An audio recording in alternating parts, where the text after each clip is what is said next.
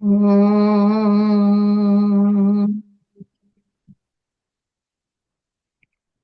mm,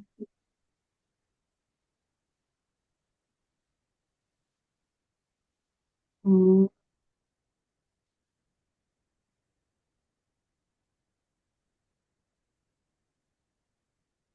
Thank you. Now, today we are uh, discussing chapter 12, which is Bhakti Yoga. It has got only 20 verses, but it will probably take 1.5 hours full time. This chapter discusses about devotion. What is devotion? What is bhakti? Normally, it is referred to as faith, trust, or love for God. The trust, the faith that we have with family members is affection, love. The trust and faith that we have in our circle, friends, it is fondness or friendship.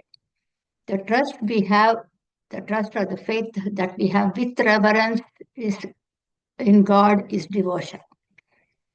Affection is the first step towards love. Affection is when you adore someone or something. Affection is gentle fondness. Bhakti is this affection blooms into a flower. So when its example is that you plant something and then you nurture it, it blooms, right? Strong feeling of loyalty, trust, faith with reverence. That reverence is very key because we have faith. We order something in Amazon, we will get it in 3 days. We have that faith. But this is more with reverence, respect, surrendering attitude. Devotion is is intensity and fulfillment of love and surrender. So we can't say love, but only its expression in action, behaviors, words, or sacrifice. Then how do we express devotion to God? There are several methods globally humans follow prayer, worship, meditation, pilgrimage. We go to church, temples, mass. Globally, everyone does that. But when we do this, we should not conclude that those who do not do this, they do not have devotion, they are not devoted. We cannot say that because bhakti devotion is an attitude expressed as performance by thought, word, and deed. Also, an act that is expression of love towards God. So some may say that love is in the mind, but anything in the mind will always express in one form or the other. That's what chapter 12 is all about. Everything that we see around was always in someone else's mind, right? And then it comes out in the form of stula, with dimensions. So the general understanding is expression of love for God is devotion, but Gita and Vedanta gives a different connotation. Generally, we think chanting, reading scriptures, praying, meditating, worshipping, all these things are act of devotion. That is why it is elaborated here. What is devotion? There are several disciplines or spiritual practices that we do, and we all know that the the whole chapter is oftentimes we know what it is, but we have not thought about it. First one is the restriction of food habits. All religions do the fasting. Then discipline in thoughts, silence, mauna. Then pilgrimage, visiting holy places, meditation, being truthful, non-violence, ahimsa. All these are referred to as tapas together. Similarly, Sri Krishna mentions devotion as a common noun. That is, everything is bhakti and all are my bhaktas, devotees. So in chapter 7, we have gone through that four different types of devotees. First one is who has gone through sufferings or suffering, experiencing hardship. They reach out to me, and then that is called that category is referred to as artaha. Those who aspire for wealth or power, position, name, and fame, nothing is wrong. All these things are logically okay to do that as a human being. So they are called as arthati. They also approach me. Oh God, please help me. I want a promotion. I want this. I want that. Then those who wants to know me, I want to know who is God, where is He. That is, they are called as jignasu. And those who know me and realize that I am that, they are called jnani. So artaha, artharthi, jignasu, jnani. So first step in spirituality that she mentioned in chapter 2, 3, 4, 5, and 6 is all about karma yoga. This is where the Vedanta starts. Doing one's duty as an offering to God and accepting the results as a gift from God. Arpana buddhi and prasada buddhi. That attitude. So every seeker should do karma yoga, resulting in the purification of the mind and becomes eligible with the 4 prerequisites. The 4 prerequisites very common mentioned sadhana chatushtaya sampatti, the ability to discern the real from unreal. And in today's world, we definitely need, there are so many originals and so many fake. So in spirituality, the truth versus appearance, that is viveka. Next one is dispassion, vairagya, not indifference. Dispassion is, this is not good for me. I am diabetic. I cannot take sugar. Okay, let me not try it. Sometimes we are tempted. Oh, once in a while it's okay. But no, you have to be very committed to that dispassion. That is second one. That applies to all 5 senses. Then the third one is Sat Sampatti, which is 6th that he had mentioned. Sama is control of mind, Dhamma is control of senses, Uparati is the outcome of the first 2 automatically withers. See, when I said about sugar, dispassion is I don't want to taste it. It is not good for me. That is a thought. But then after some time, you make it in your commitment in your mind. Then even if somebody gives you, you don't taste it. You take maybe one spoon of cake. That's all. Because you know it automatically withers. You don't have that craving. That is uparati. Titiksha is endurance. Shraddha is deep conviction in scriptures. Samadhana is single-pointed focus. Then the fourth one is mumukshutvam, that is a burning desire to know the scriptures. Let me understand this. I didn't study all this. I want to know. So when we perform our duty and live a righteous life at some point, we will have enough mental strength to step back from the responsibilities, especially when our children are grown. Because at the end of later part of life, sometimes we can lose our eyesight, we can lose our hearing, or the ability to walk. At that time, it's usually the mind is very active, but you cannot do anything about it. So that is why we are trying to keep the mind engaged with all this. So or when one is challenged enough in life, they seek this path. The thought that I need to be there, without me nothing will happen, I need to be there, it constantly be there, even in a family. If I go away, it will not work, I need to be there. That is the ego, I. So just we have to learn to step back. Children, and there's a quote by Khalil Gibran, if you have heard about him, Lebanese American philosopher, who says children are not born to you, but born through you to the community.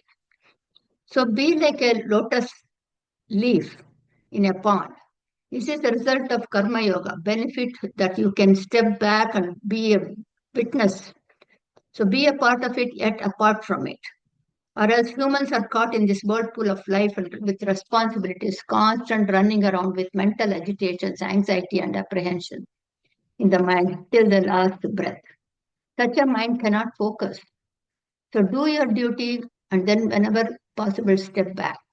The second discipline is Upasana. Upasana is, we have seen that also in chapter 6, Dhyana Yoga, meditation. When a seeker has lived a righteous life, performing yoga is able to sit quietly in a place without mental turmoil and able to concentrate on the self.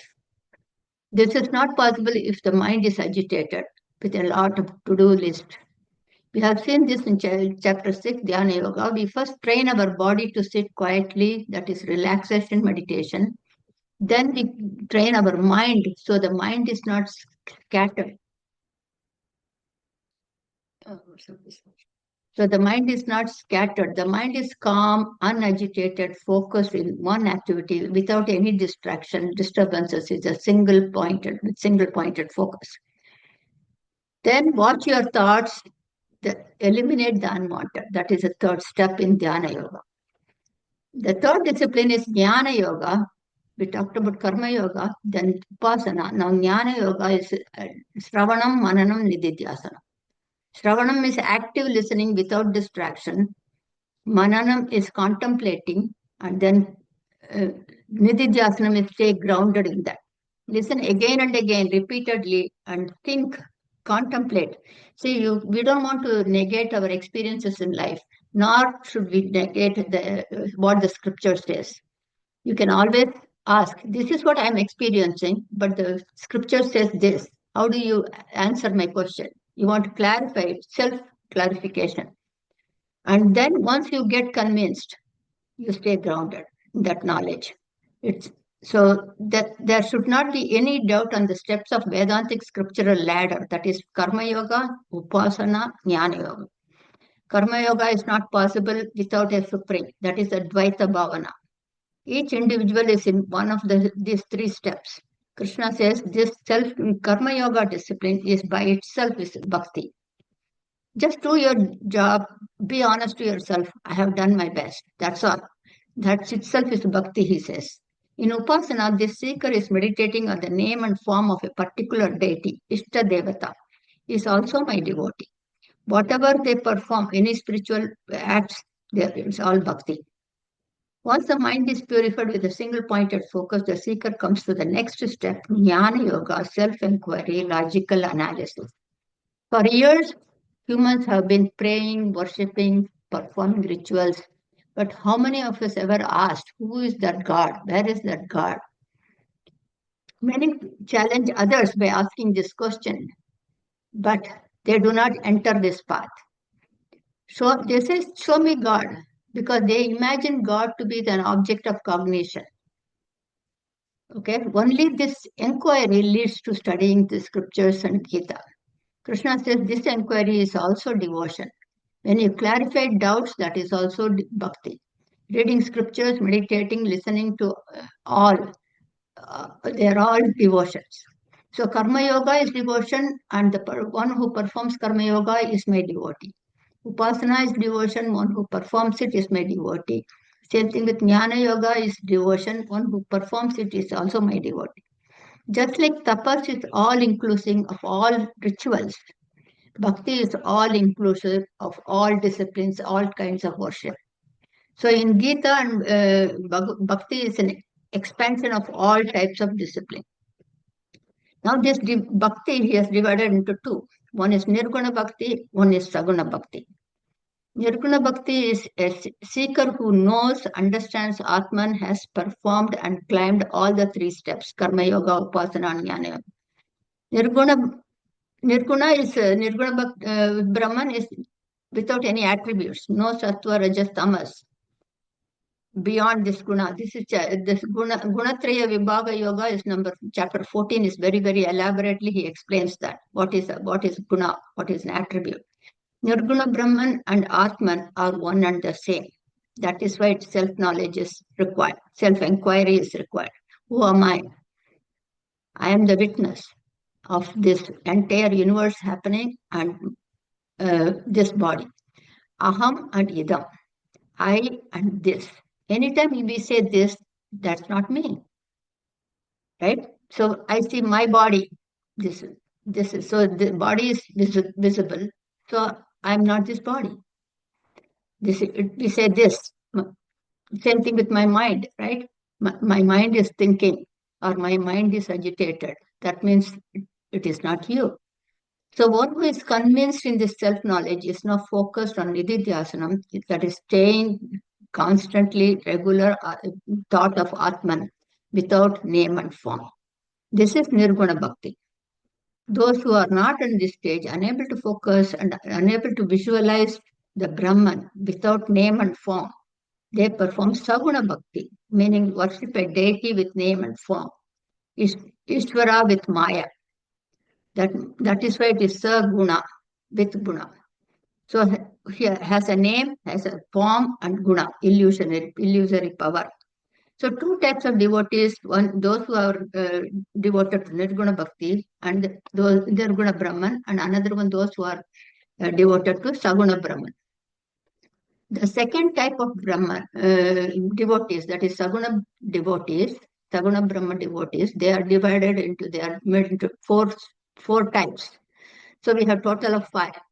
So total of all 5, and out of which first one is 1, Nirguna Bhakti. Then Saguna Bhakti has got 4 types. So chapter 12 has 2 topics, Nirguna Bhakti plus Saguna Bhakti. 1 to 12 is Nirguna Bhakti, 13 to 20, and this both topics of Nirguna Bhakti and Saguna Bhakti, and 13 to 20 is Nirguna Bhaktan's personality. That he has discussed in chapter 2 also, Sthita Pragyan. So in now the Arjuna asks a question in chapter 12, starts with that. Is Nirguna Bhakti is supreme or Saguna Bhakti is supreme? So with what we have heard so far, Krishna says, he mentioned that all are my devotees. When he says all are my devotees, this question is irrelevant. Had Arjuna asked which path is better for me, that would have made more sense. This question is like whether elementary school is important or high school is important. You have to go, it is a step-by-step progression in the spiritual ladder. There is no shortcut, there is no fast track. It is a DIY program, do it yourself, self-paced, take one step at a time, no comparison and cannot be standardized. Wherever we are, we have to self-reflect, where am I? And then you take that step. See, the main difference between secular knowledge and spiritual knowledge is somebody proved that there is a gravity, right? There is electricity. We don't have to go and research and find out and get convinced. But spiritual path, even though rishis have said the scriptures are there, we individually, we all have to do our part.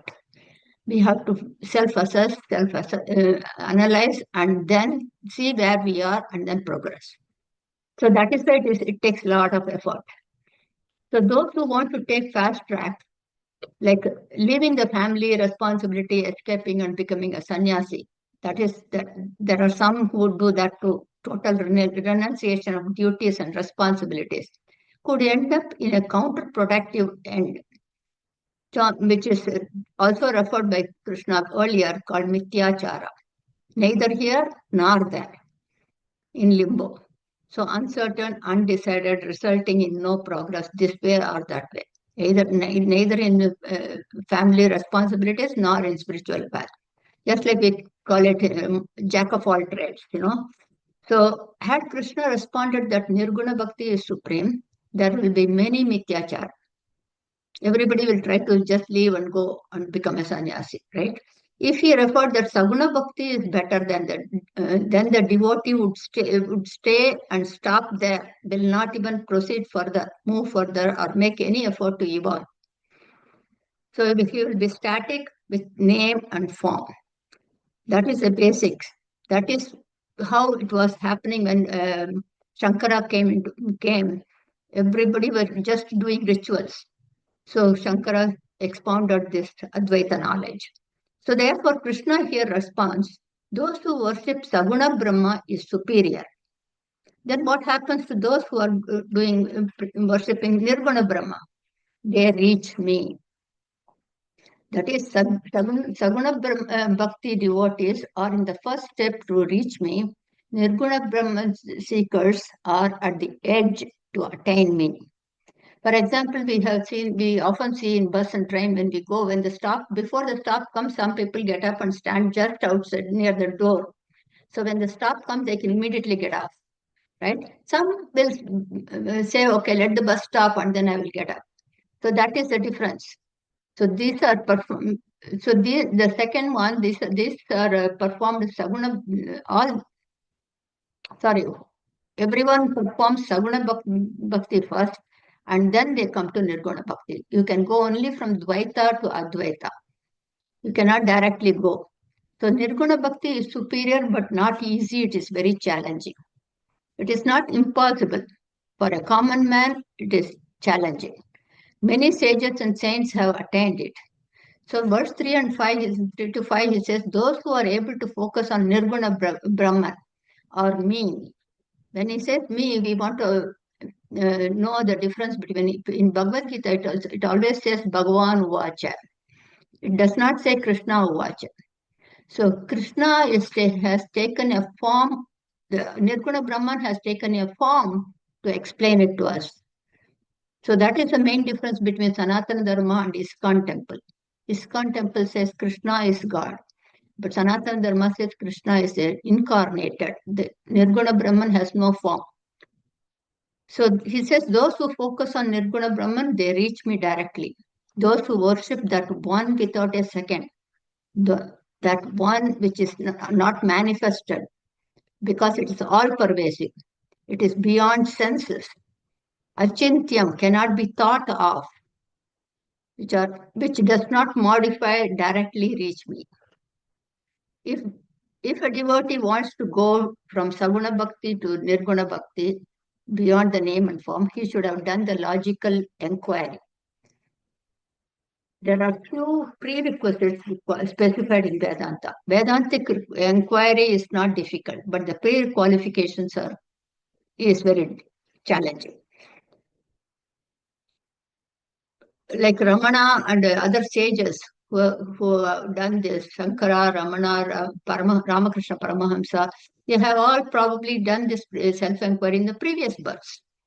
So it's very difficult unless you put in constant, consistent, regular effort and self-reflect. And so you can detour as needed. Vedanta is not a hobby, but not once in a while. I will listen to it whenever possible attitude with which one needs to live. One needs to have an equanimous mindset, accept both good and bad, go beyond the plurality. That's what chapter 11 is, Viswaroopa Darshana. See both as an act of God, whether it is good and good and bad is in our mind.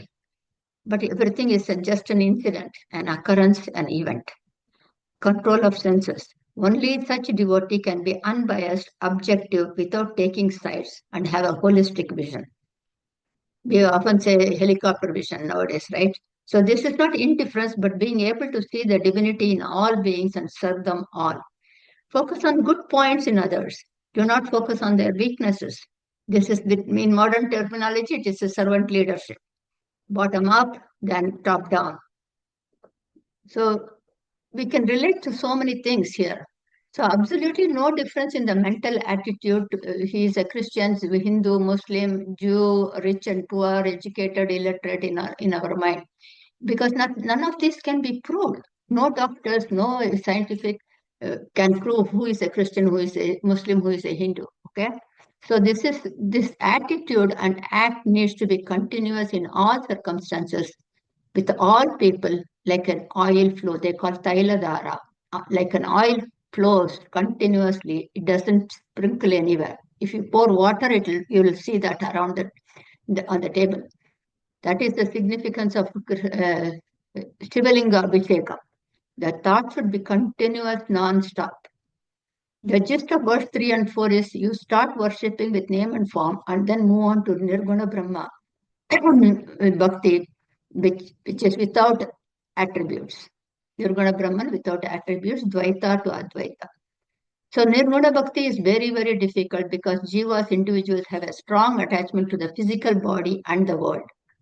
For generations, for God knows how many births we have taken in this world. The fact that you are not this body, you are the seer of this body has not sunk in yet. For those who are caught up and drawn to sense objects, it is not easy to comprehend or conceptualize the mindless, attributeless Nirguna Brahman. Krishna says Nirguna Bhakti is difficult, it is challenging, and lots of effort is required. That is why even in Islam, they don't have idol worship, right? So their basis is Nirguna Brahman. But it is very difficult for people. It's a lot easier to perform Saguna Bhakti. That is why we can see divine in any form and with any name as one wants to. So he gives an example of Nirguna Bhakti. Think about a sapling grows, has buds and then flowers, and the raw, unripened turns into a fruit. At that point, the fruit separates itself from the plant. No need to pluck it. Similarly, a realized one is not attached to anything that is seen. He is automatically withdrawn from the world. Everything automatically withers. He knows that he is a seer and that is him. And that is him. I am that. In Bible it says, no, I am that I am. All religions teach the same. but the interpretation, the understanding is not there fully. That is where listening is important, Shravana. Everything withers and he realizes himself that he is the witness. That is why many don't come to this path of Vedanta self-inquiry. Vedantic path requires an undivided attention to grasp the knowledge and critical, analytical, logical thinking, requiring much more individual effort than mass thinking. Thinking is a hard task. So verse 3 to 5, he emphasizes on Nirguna Bhakti. Spirituality is a self-paced program, as we saw. Everyone has to self-reflect, self-assess, and see where one is in this path. One can go up and down based on mental maturity at any point of time. We are all in work in progress. These are for our self-assessment, not to judge others around us. Because Krishna is directly speaking to me. That's the attitude. So I have to watch my life, my behavior, my words, than saying, that's how they are. We don't want to say anything like that. Krishna says to get any knowledge, we need tools. We need five senses. To see something, I need my eyes. Or to listen something, to hear something, I need ears. But to understand Brahman, the only available tool is Vedantic Upanishadic scriptures. That Nirguna Brahman is beyond senses. That's why we cannot, even though Guruji's talk, Shankara talks and everybody talks, but it is not that easy to convey. It is an individual process. So this must be first to listen to. That is why it is called Shruti. Shruti means that which is heard, grasped, comprehended, clarify all doubts, be convinced, and then finally stay grounded on that conviction. Such an individual can definitely perform Nirguna Bhakti. What we are performing now, studying Gita, is the gist of Gita. Mahabharata is gist of Upanishads, or gist of Vedanta, right? Panchamo Vedaha, it is also, Mahabharata is also referred to as Panchamo Vedaha, and Bhagavad Gita is part of Mahabharata. Therefore, we can say that this is also the Panchamo Vedaha. This is the highest discipline of human existence. Now, inquiring who is God, what is the relationship between God and me and God and world, once this inquiry starts, one is in Nirguna Bhakti. We are all in this state right now. This is also bhakti, this is devotion. Krishna says this is supreme devotion in spiritual ladder, self-inquiry. If an individual jiva is unable to grasp the concept that one alone is, then he suggests the next step, one step down.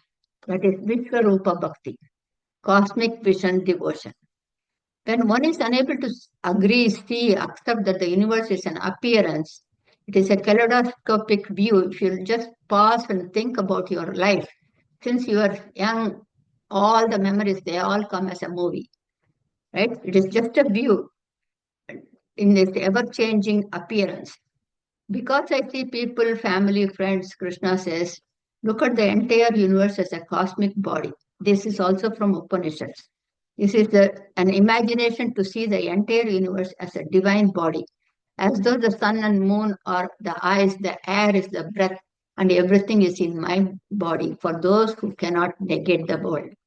That's why it is referred to as Nataraja's dance or Krishna Leela. It's all play of Maya. Maya is the power of Brahman. Just like we all have the power of walking, but right now it is dormant. After the session, we will start walking. That's when it expresses. So it is in the Bijavastha. So Ananya Bhakti. Anya means other, Ananya. For such an individual who is fully immersed in me, in my thought, without any second desire. See, he sees in me in everything. I will protect him from the cycle of birth and death, any and all forms that you encounter with. Try and see the divinity in all, negating the name, form, and behavior. Only when you see the second, there are, other than you, there is anger, fear, hatred, guilt, but there is only one. One appears as many. One message, many messengers, that's all. So I help those individuals who see me in all to be able to control, manage their senses, mind, and I lead them to self-inquiry and towards Nirguna Bhakti. Finally, they attain me. So dukkha nivritti is sukha prapti. Nirvana is the word used by the Buddhist religion, but they are all moksha. When we visit a temple, church, or mosque, we innately feel that we are in the altar of God with a sense of trust, with a surrendering attitude which dissipates once we step out of the temple. When you are inside the temple, inside the Garbhagriha, you feel that. But when you come out, that dissipates. Why? Because especially both your home and the temple, both are built on the same raw material. It is because in our mind, we see the temple different from my house. This is my home, this is my fence. God is behind that gate. We have separated Brahman and the universe. We have seen this also in chapter 11. Arjuna separated him from Brahman, and that's why he got the fear. He was afraid. You can go back and listen to chapter 11 again. But for a cosmic vision devotee, Viswaroopa Bhakti, wherever he walks, it is a pradarshana for him. I remember when I was a little girl, like 7, 8 years, my grandma, we used to sleep on the floor on a mat. And when we wake up, my grandma would tell me to touch the ground and pray before you go, because you are walking on Brahman. The earth is Brahman. Everything is divine. You are going to step on it. So I still remember, hardly 70 years ago. So whatever this Viswaroopa Bhaktan, wherever he walks, it's a pradakshana. Not just in temple, anywhere. Where whatever he speaks, he thinks of me. It is his archana to me. So that means we have to watch what we say. Whatever he sees me in all. Whatever he eats, it's my prasada. So such a devotee is always with me. If this seems difficult, Nirguna Bhakti is far challenging. He goes down to the next one. The highest from devotion is one alone is existence, consciousness, bliss. That is Nirguna Bhakti. Second devotion is Abheda Drishti, with Viswaroopa Bhakti. Does not see the differences. See everything in one. Now, when a devotee says this is not possible for me, I tend to like some. I don't like some people. My emotions take over. I raise my voice. My BP goes up. I get angry. I cannot see God in everything. I have past memories, experiences. I can think of God only in a temple or while I'm doing my prayer. I have many responsibilities, and the thought of God disappears. So Sri Krishna comes down to the next step. The third type of devotion, he says, is Ishta Devata Bhakti. That is, as a child, our family has a deity that we, certain deity with a name and form, and that we worship that. So Sanatana Dharma itself is not a polytheistic religion. People think that way because we have several gods. There are not several gods. There is only one God, but several deities. Like if you go to university, there is one president of the university and all are department heads. But everybody together is one, right? So one university. So same thing. There are several deities. So each family has a deity. We can see God in any form, in any role, as a friend, as a mother, father, lover, child, based on individual mental status. Mirabai saw Krishna as a lover. Ramakrishna Paramahamsa saw as mother. So because Brahman is attributeless and human mind cannot conceptualize the all-pervasive beyond senses, idol worship is for the individual minds. You can see in any form. Not many gods, only one God. God means it's an acronym, generator, operator, dissolver. If you cannot see the unity in diversity, then take one murti, one form, name and form. Whatever words you utter, wherever you go, you should get that feeling, that emotion that represents the divinity. So that is important. The sense of surrendering, trusting, reverence, a sense of gratitude is the attitude. We are blessed. We have everything. We are not short of anything, but we don't have that gratitude. That is important. Devotion, bhakti is an attitude, not an action. Name and form doesn't matter if they help you to be devotional. But there should never be my God is better than your God. There's only one God. So that when people start arguing, fighting, this is very elaborately mentioned in Maya Panchakam. That is ignorance, immature superstition, blind faith. Not evolved, they have not evolved into spiritual path. Those who are not grasped that one alone is behave that way. Those individuals have not entered the spiritual path yet. Verse 9, even though the divine is one with name and without name and form, I prefer the name and form. I am in this stage. I cannot visualize the Nirguna Brahman. That's fine. One can go back and forth. Nirguna Bhakti without name and form is indescribable, undefinable, attributeless. Viswaroopa Bhakti is cosmic vision Bhakti, seeing oneness in all, Abheda Drishti. Third one is Ishta Devata Bhakti with a particular form and name. For this third type, one has to sit in a quiet location, think, pray, worship, meditate on God on a regular basis. Again, to be in Nirguna Bhakti, one needs to get into inquiry, logical analysis of existence, consciousness. If the mind is not ready to this inquiry mode, unable to focus, listen, and comprehend Vedanta scriptures, then the second one. To be able to see the divine in all appearances, that is Viswaroopa Bhakti. If this vision is also challenging, not possible, Ishta Devata Bhakti, a particular name and form, that is also referred to as Abhyasa Yoga. Ramakrishna Paramahamsa, who is guru of Swami Vivekananda, used to worship deity Kali in Calcutta. His guru Totapuri taught him non-dual. Kali is not separate. Kali is a deity. He was Nirguna Brahman is alone. He taught him Advaita Vedanta. Once he got that, then he could see that everything is one. During his contemplation and meditation, he could see one without a second. So often we say, when I walk one step, I take one step towards God, God will take 10 steps towards me. I have experienced this too. You always get the benefit. You just have to get inside, that's all. So when a devotee says, I don't have time, I do not have have the time to practice, to sit in one place and meditate on God, I do not have that sattva guna, which is calm, composed mindset, and I prefer to be active and keep doing it, like we call it a rajoguna, type A personality, always on the run. We have become human doings from being human beings now. It's a rapid rat race right now. If so, Krishna takes us to the next step down. That is verse 10, Karma Yoga Lakshana Bhakti.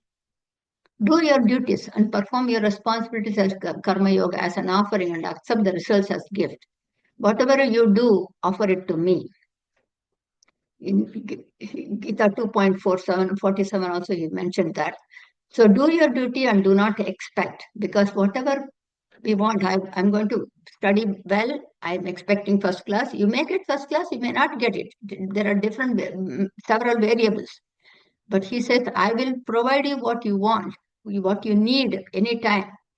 So don't do it with the result in mind. Enjoy the process. So,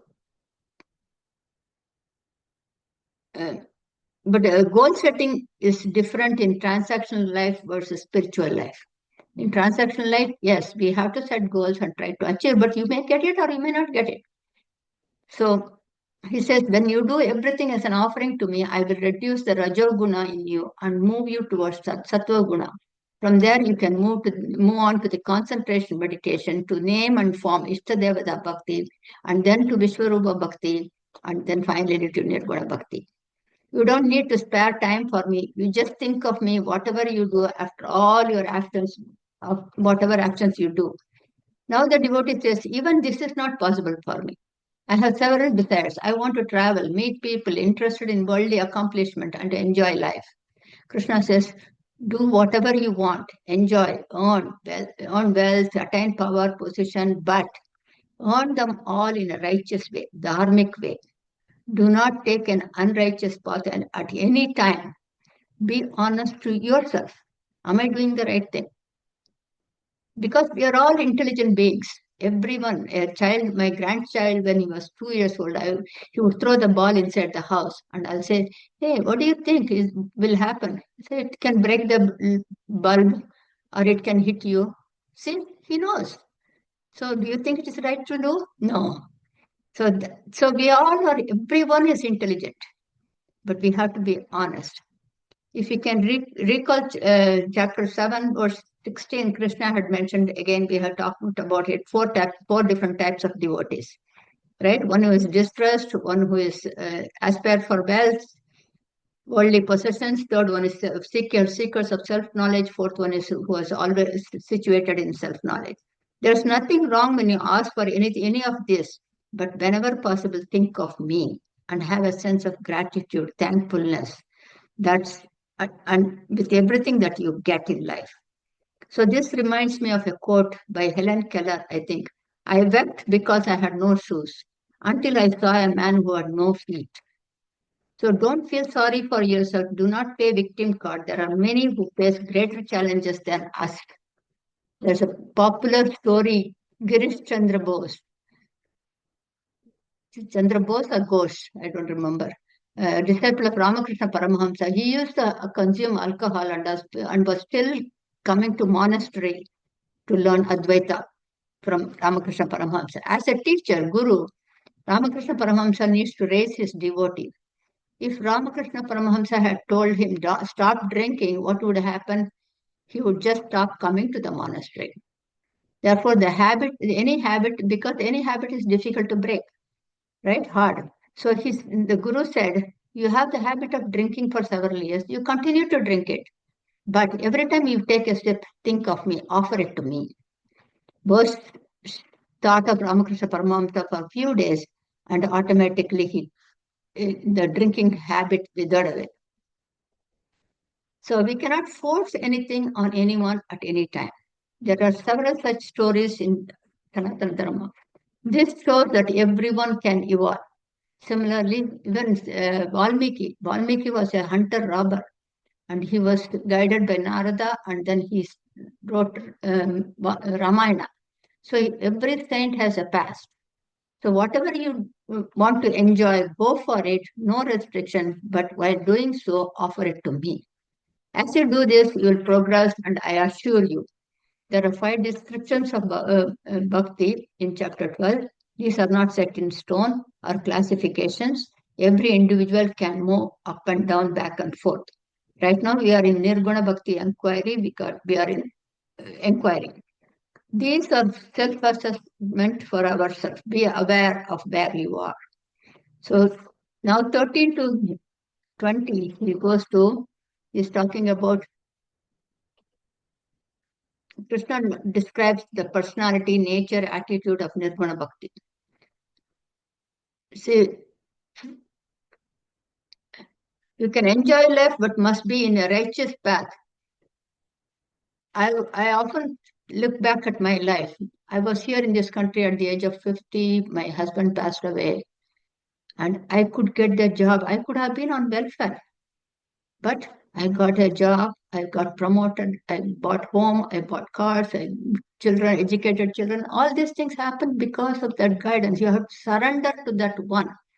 At that time, I said, I am like a kindergartner. My mom will drop me in school. I'll go, and teacher will say, go home. I'll go home. That's all I know. I don't know anything else. You guide me. That's the one statement I said. And it happened, everything. So that complete surrenderness attitude has to come. We all know that, but we have to do that. But what happens is we say, God will take care of everything, and then we still worry about, oh, my son didn't get a job yet, or my daughter is not getting married yet. Because something other, that means surrendering is not 100%. If you trust, then you don't have to worry. Like a child, the child never worries about next meal. Mom will give, I know for sure. So that attitude is we need. So he's saying about Krishna described the personality nature of the person who is in Nirguna Bhakti, devotee. Why is he mentioning this? So others can emulate these qualities. So emphasis in chapter 12 is any success is mainly by individual effort, self-reflection. Who am I? That is the measuring scale. Where am I? That is the measuring scale. I am studying, listening. How far have I progressed since I started? Mainly for to assess ourselves, not to judge anybody else. So 13 and 14 Nirguna devotee has no likes and dislikes towards any being.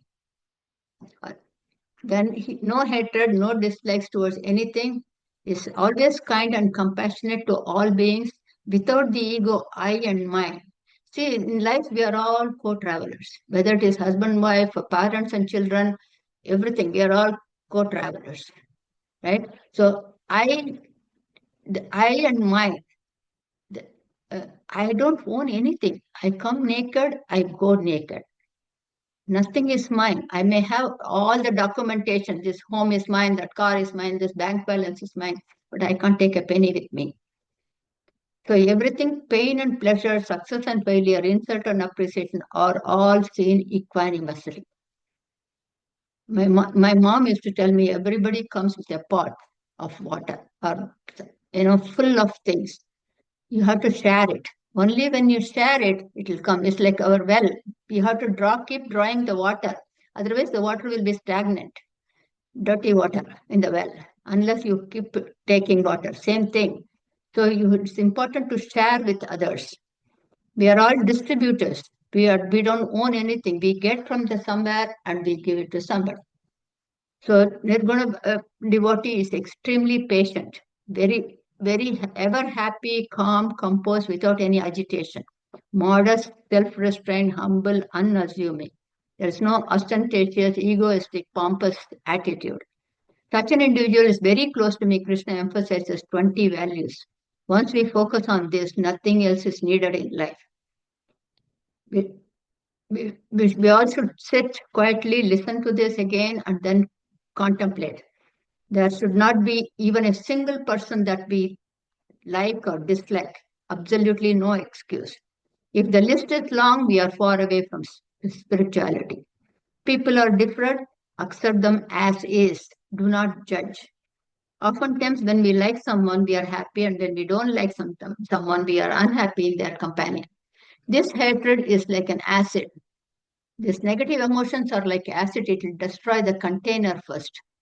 Tell yourself, people are different and they are in their path like a highway driving. Do not compare, do not judge. When we are traveling in a bus or train, there is a person with serious illness, say, example, a serious illness, maybe he has eczema or physical condition, he comes sitting next to me. At that time, how do we respond? Some would say our immediate reaction to this is he is repelling, he is disgusting, he is bad odor. Instead of thinking in these terminologies, why not develop a sense of compassion? Thank God it is not me. It is sad to see this person going through this hardship. Oh God, please help him. Please take care of him. That sounds better, right? Similarly, when people say things, you get offended. It is simply because their mind is diseased. They don't intentionally want to hurt you. Those words are expressions of their insecurity and their mental sickness. They need help. So express your love for them. Analyze what is behind such a behavior. That is empathy. Only a sick mind hurts others. And that is the first one. Second one, he is giving 20 values. Second one is maitraha, that is friendliness. Others' opinion about me may be different, but in my mind, there are no. I don't have any hatred towards anyone. Character is what you are. Reputation is what other people think you are. Be honest to yourself. Our mind should be free from likes and dislikes. Our life should always be beneficial to others, contributory for their happiness, peace, and whatever way you can. You can only give what you have. If you are giving negative things, that means that is in my mind. I have to change my thoughts. Third one is karuna, kind and compassionate. What is kindness? It is an act of trying to help someone who is in need. Compassion is the ability to feel the same amount of suffering the other person is going through and act on it. That's why support groups are very essential. There was a saint in Tamil Nadu, Vallalar. He used to say, I would shed tears on seeing the crops which are withering because of no water. He was saying, body like Kandabodellam, body in Tamil. So you feel the compassion, you feel the empathy for other beings. Then the fourth one is nirmamaha, without ego, arrogance. Nirmamaha, nothing is mine. Nirmamaha. Then next one is nirahankaraha, without pride, without mind. Even though we use you and I in transactional reality, which are necessary, but constant awareness of there is only one dissolves all mind in the mind. Whatever we have is all that supreme. We are not the owner of anything. We are bestowed with everything, but we own nothing. Only when we lose something, we will know how our mind at that time. Knowledge versus attachment. Thomas Alva Edison's lab in New York, I think New York or New Jersey, got burnt with a $23 million loss. But he calmly walked out and told his son, it's all right, all our mistakes are burned up. We have just got rid of all the rubbish. I'm 67 and I'll start all over again, he said. The timeless art of turning trials to triumph is by Rogan Holiday. He says Edison could have wept, yelled in anger, locked himself in his house in the state of depression, but instead he put a smile and told his son to enjoy the spectacle. Shows how he handled his ego. It happened to Janaka too. When his Mithila was burning, he said, it is not burning me, let it happen. So every incident, everything that happens in our life is an incident. It is an occurrence. Don't let it bother you. So, then number 6 is sama dukkha sukha. That is equanimous in pain and pleasure. Prarabdha karma will bring unfortunate situations to all of us. Jnanis also need to face them. They also experience physical illness. Ramakrishna Paramahamsa had throat cancer. Vivekananda had a rupture in his blood vessel in the brain. Chinmayananda had heart attack. Everybody, all jnanis also go through all these things. It is not, so Norman Vincent Peale says it's not what happens to you that affects you. It is how you respond to what happens to you that affects you. A realized one responds to all situations equally without being elated or despair. Number 7 is shami, patience, endurance. Also a capacity to forgive and forget. Do not carry the past with you. A jnani reaches this state and is peaceful. Every day is a clean slate. I remember my dad used to tell me, don't go to bed when I was a little girl. Don't go to bed crying because my brother said something. Said, it's always, my mother also used to say, you cannot climb Mount Everest with a big, heavy backpack. Take out everything. He said this, she said this. All those negativities, don't carry baggage. So that is important. Patience, endurance. The next one is santushtaha, content, completely fulfilled, satisfied at all times. Humans generally complain about every little thing and aspire to get more and better things. A jnani has control over senses, mind, discipline, life in eating and speaking. Number 9 is yatatma, self-control from being drawn by external glamour. Mind is both friend and enemy, he said in chapter 6.5 also. Number 10 is drudha nishchayam, firm conviction, fully convinced on what the scriptures say. Setting a goal, think before making a decision, have a plan of action, implementation, consistency, deadline in all required, it's all required even in transactional life. So same with spiritual path. Nothing is easy and everything is difficult before they are easy. We all have first day, first week, first month, work, school, everything. So next one, 15 is udasinaha. Udasinaha means unbiased, not attached to anything. Helicopter vision. Right? People generally talk about the third person or taking sides. So my mother used to say, when somebody is doing something, appreciate in public. Let everybody know this person has done such a good job. And if you want to correct this person, talk to them one-on-one. It may be our children, it may be our subordinates, it may be anybody that you want to, you just talk to that person one-on-one, and so that they know. Open, transparent communication is essential. That is why we have a family of 3, 4, 5, 6 people. Differences are common. When there are differences, open communication is the best way. Number 16 is Gato Yataha, calm in mind without agitations. Accept everything, everyone as is, no whining, no complaints. This is what it is. Number 17, if you can change it, you can change it. If you cannot change it, just don't accept it. Don't worry about it. Well, number 17, a jnani doesn't expect anything in life.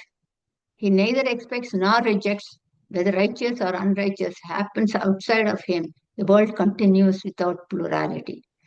Birth and death are natural part of life. It is a hard truth, but because of our attachment to that body, to that relationship, we feel it. In chapter, again, 10 and 11, Krishna had mentioned this before. I am the Kala. I am both birth and death. So we have not taken human birth to restore righteousness in the world.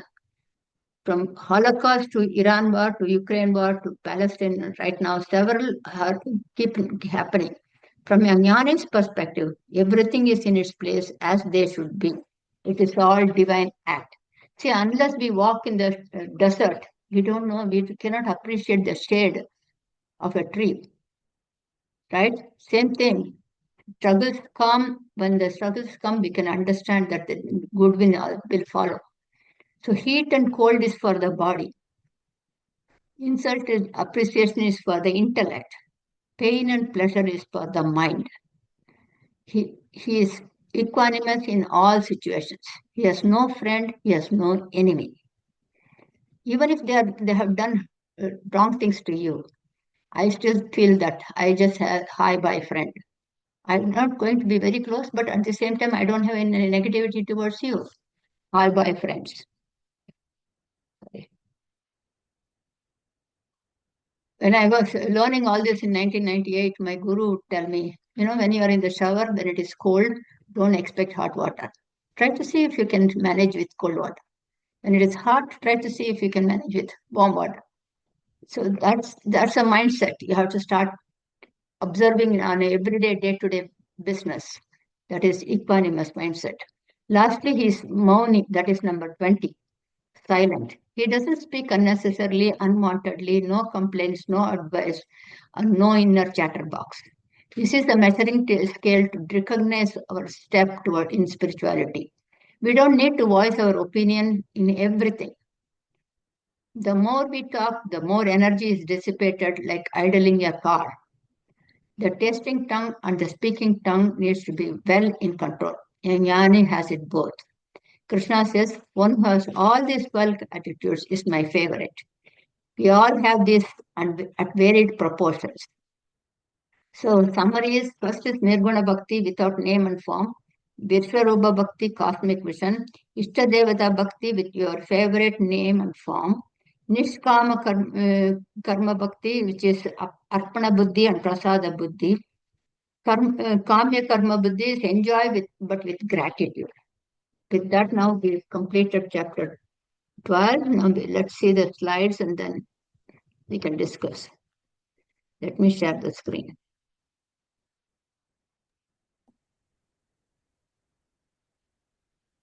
Hope everybody can see. This is chapter 12. See, all these are different forms of tapas. Ekakra, that means single-pointed focus without distractions. Prayer, meditation, yoga, all this. So here is from Kural, Tirukural in Tamil. You can see later. This is a chariot is an example of our body. Our body is a transportation vehicle for us from birth to death. Okay? The entire body. So now 5 horses are for 5 senses. And these senses, the reins here, these are the mind. So wherever the horses go, the mind will go. And they both need to be in control of this intellect, which is the chariot here, intellect. See, when we want to cross the street, My mind will say, okay, let me run. And the intellect will say, don't run, that car is speeding, stop. If I listen to the intellect, then I will stop. So that is, it should be in intellect's control. And Atma is here sitting in the back. Atma is akarta, bhokta, doesn't do anything, it's just traveling. So each individual jiva is responsible for our own thoughts. 6.5. Four different, we saw this in chapter 7, verse 16, four different types of devotees. Here he says, Stamps Debris says, don't judge the way other people connect to God. To each his own way and his own prayer. God does not take us at the word. He looks deep in our heart. It is not the ceremonies or ritual that makes a difference, but whether our hearts are sufficiently pure or not. Are we able to see the oneness in all? This is in Tamil, but I didn't mute it. If it says, if you have got good thoughts in your mind, then actions will be also good. When actions are good, automatically dharma, righteousness prevails, and when righteousness prevails, that righteousness protects us. In term, we have to live in harmony with nature. So not only your tongue should not speak negative words, but do not speak anything abusive to others. Oh, this is also Tamil. We'll go to the next one. So Karma Yoga, Upasana, Nididhyasana. Performing actions with dedicated efforts but without attachment to the outcome. Instead of obsessing over life, success and failure, concentrate on performing your actions and perfectly and with commitment. That is Karma Yoga. Upasana is a state of sustained, uninterrupted concentration where the mind flows smoothly and effortlessly towards an object or internal experience, leading to a transcendence of qualities, dualities, beyond plurality, like pleasure and pain. Nididhyasana is the third stage of spiritual learning in Vedanta to stabilize the knowledge gained through Shravana and Manana and to assimilate it into reality, living reality. Every seeker is my devotee, Krishna says. The secret of Karma Yoga, which is to perform actions without any fruitive desires, is taught by Lord Krishna in Bhagavad Gita. So Nirguna Bhakti and Saguna Bhakti. Nirguna Bhakti is achalam, cannot move. It is immovable, dhruvam, unchanging, aksharam, imperishable. Saguna Bhakti is with name and form for those who are attached, who are in attachment. This is Nirguna Bhakti. So Nirguna Bhaktan is equanimous mindset, beyond plurality, accepts both, unbiased, objective, and needs intense effort. Saguna Bhakti is unable to grasp Nirguna Brahman, attached to a name and form, not into Vedanta, more into rituals. So this is Shravanam, focused listening. Mananam is contemplation. The Nididhyasana is firmly grounded with a convinced knowledge. Swami Vivekananda says, when the mind becomes utmost free from all activities, it melts in the inner self, which is the essence of infinite knowledge, one and itself its own support. This is what is called Nirvikalpa Samadhi, free from all activities. I am not the doer, everything is getting done through this body and mind and intellect. I am the flute in Krishna's hands. His music flows through it. That is I am not, when I say I, then the ego takes over. So Nirguna Bhakti, Viswaroopa Bhakti, Ishta Devata Bhakti, Karma Yoga Bhakti, Kamya Bhakti. We all, everybody is my bhakta, my devotees. Again, same thing, whatever you do, Krishna, this one is Kuchela, this one is Mirabai, whatever you do, everybody is my bhakta.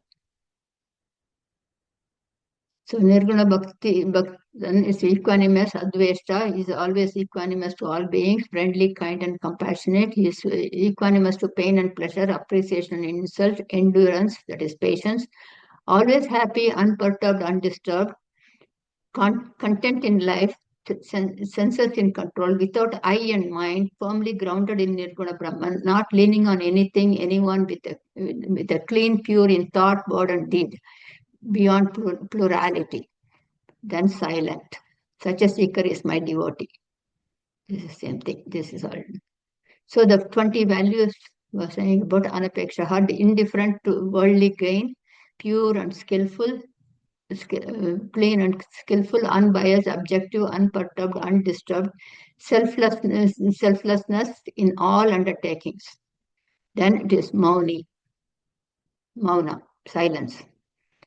Those who honor this nectar of wisdom declared here have faith in me, are devoted and intent on me as the supreme goal. They are exceedingly dear to me, he says.